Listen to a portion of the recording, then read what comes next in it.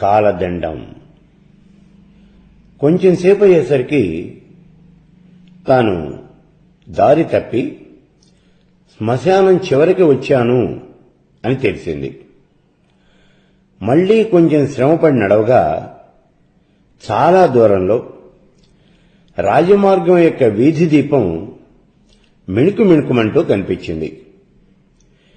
ఇంతటి వానకు తట్టుకొని పాపం ఎలాగో ఆ దీపం అలాగే నిలిచింది. ఆ దీపాన్ని చూసేసరికి కౌశికుడికి ఉత్సాహం పొంగిపోయింది. ఆ ఆనందంలో అతను కాళ్ళు చేతులు ఆడించడం మొదలెట్టాడు. ఆమె కదలకండి కదలకండి అని హెచ్చరిస్తూనే ముందుకు సాగిపోతోంది. ఇంతలో అతడి కాళ్లకి చీకట్లో ఏదో తగిలినట్లయింది. అబ్బా! ఎవరిదో కెవ్వున కేక. ఆ కేకలు ప్రాణాలు కడబడుతూ ఉన్నటువంటి బాధ. కౌశికుడు కొయ్యబారిపోయాడు. సుమతి నిలబడిపోయింది. ఎవడ్రా వాడు? కర్మశేషం అనుకుని ఎలాగోలా ప్రాణాలు బిగబట్టుకుని నేను ఈ నరకయాతన అనుభవిస్తూ ఉంటే కనీసం వృద్ధముని అనేనా చూడకుండా కాళ్లతో తన్నాడు నన్ను. ఏం చెడు కాలం ఇది! ఈ పాపం ఊరికే పోదు. రేపు సూర్యుడు ఉదయించేసరికి వీడు చచ్చి తీరతాడు. ఆ చీకట్లో ఎవరో బాధతో మెలికలు తిరిగిపోతూ కోపంతో భగ్గును శపించారు. అయితే ఇక సూర్యుడే ఉదయించలేండి అంది సుమతి కంఠం.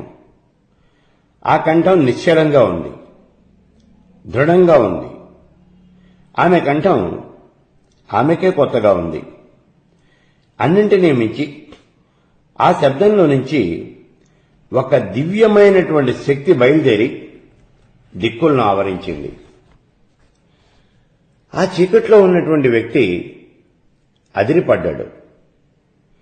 ఎవరు తల్లి నువ్వు? ఆయన ఆత్రంగా అరిచాడు. మేరు పర్వతానికి అవతల మహావేగంగా వస్తున్నటువంటి సూర్యభగవానుడు కూడా ఉలిక్కిపడ్డాడు. అటు స్వర్గలోకంలో ఇంద్రసభలో రస పరవశులై ఉన్నటువంటి దేవతా ప్రభువులంతా కూడా బిగుసుకుపోయారు. తల్లి, నువ్వెవరివి? నన్ను జయించావు. ఆ చీకట్లో ఉన్నటువంటి వ్యక్తి మళ్లీ ప్రశ్నించాడు. కౌశికుడికి ఒళ్ళు తెలిసింది. అతన్ని ఒక రకమైనటువంటి భయం ఆవేశించింది. ఆగవే ఆగవే, ఎవరో తపస్విని అని అంటూ ఉన్నాడు, శపించాడు. నన్ను చావమని శపించాడే, ఎవరో కనుక్కోవాలి, ఆగు. అతను గోలగోల చేస్తూ ఉన్నాడు. మేరు పర్వతానికి అవతల సూర్యభగవానుడు, సారథి సారథి ఆపు, ముందు రథం ఆపు అని ఆవేశంగా అరుస్తూ ఉన్నాడు.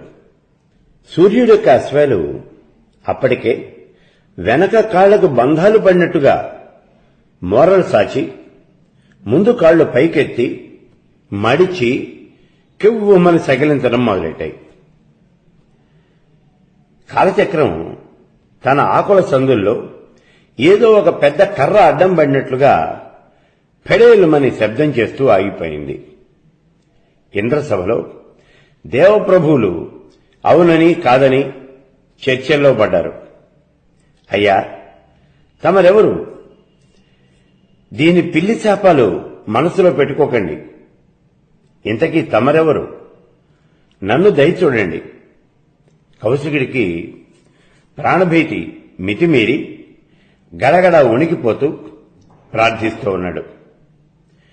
మేరు పర్వతానికి వెనకాల, ఉదయాద్రి శిఖరాలకు కూడా వెనకాల అనూరుడు సూర్యుడి యొక్క అశ్వాలకు కళ్ళాలు విడిపించి గుర్రాల వెన్ను మీద బొజ్జగింపుగా సరుపులు తరుస్తూ ఉన్నాడు. సప్తర్షి మండలం తలకిందులుగా వేలాడుతూ నిలబడిపోయింది.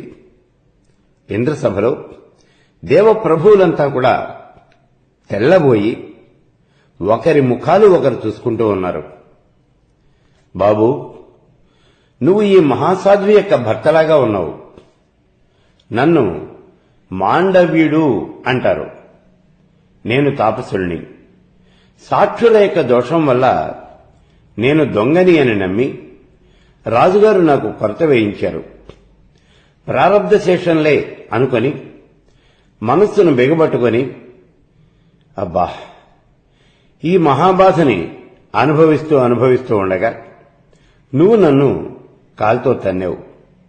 ఆ బాధ తట్టుకోలేక నేను శపించాను. మారు తిప్పుకునేటటువంటి శక్తి నాకు లేదు.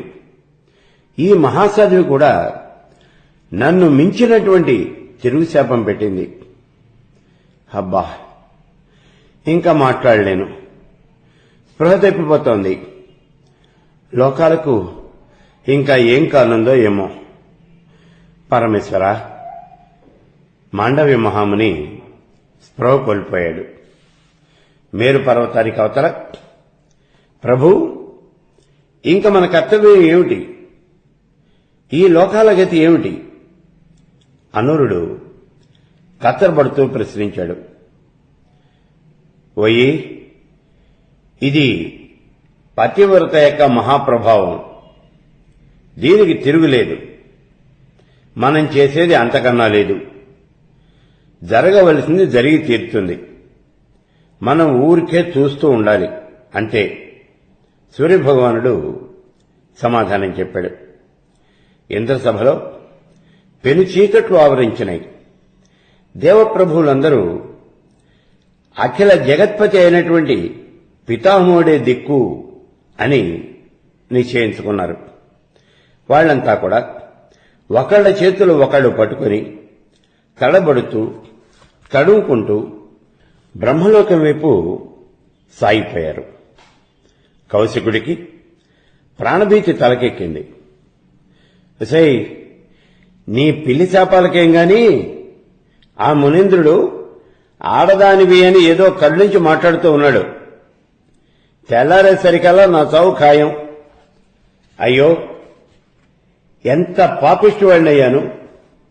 వచ్చి వచ్చి ఆ మహర్షి మాండవ్య మునీంద్రుణ్ణి నేను కాలుతో తన్నాను. ఆయన సంగతి నాకు ముందే తెలుసు. ఆయన మహాతపస్వి. ఆయన మాటకి తిరుగులేదు. అయ్యో దైవమా, ఎంత పని చేశావు. ఏ జన్మలో చేసుకున్నాను. ఇప్పుడు ఇటువంటి రోగాన్ని అనుభవిస్తూ ఉన్నాను. ఇది చాలక ఈ శాపం కూడా తెచ్చుకున్నాను. ఎటువంటి భాగ్యహీనుణ్ణి. అయ్యో, నేను ఇంకా ఒక్కజామైనా జీవించి ఉండను. మృత్యువు అప్పుడే నా నెత్తిన కాలు పెట్టేసింది. మధ్యలో సానికం పోటే. చాలు చాలు విషయం చాలే, ఇంకా వెనక్కి నడు. ఎన్ని వేదాలు చదివితే ఏమిటి, ఎంతటి మహనీయుడి కడుపును పుడితే ఏమిటి, నాకు ఇలాంటి దుర్గతి దాపరించింది. విషయ్, నన్ను త్వరగా ఇంటికి తీసుకుపో. బతికిన 4 గడియలైనా నాకు హరినామం వినిపించు. ప్రాణభీతి మితిమీరి అతడికి గతంలో ఉన్నటువంటి సత్సంస్కార లేశం కొంచెం జాగృతమై ఒకటే గగ్గోలు చేస్తూ ఉన్నాడు. సరే, మీ ఇష్టం. సుమతి వెనక్కు మళ్ళింది. సూర్యుడు ఉదయించడు, తన పతి మరణించడు. ఆమెకి ఈ విషయంలో ఏ మాత్రమూ కూడా సందేహం లేదు. మనస్సులో రెండవ ఆలోచన అనేది లేదు. ఉదయాద్రి వెనుక వేగు చుక్క మేక్కొట్టినట్టుగా నిలిచిపోయింది.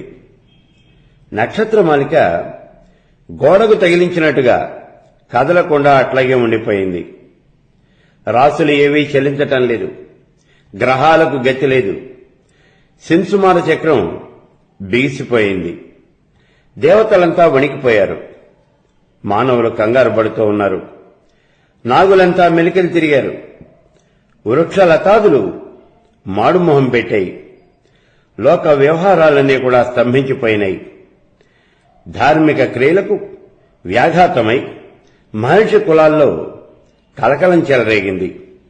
దండకారణ్యంలో అనసూయామాత, అత్రిమునీంద్రుడు ఒకరి ముఖాలు ఒకరు చూసుకుని సమాధిగతులైపోయారు.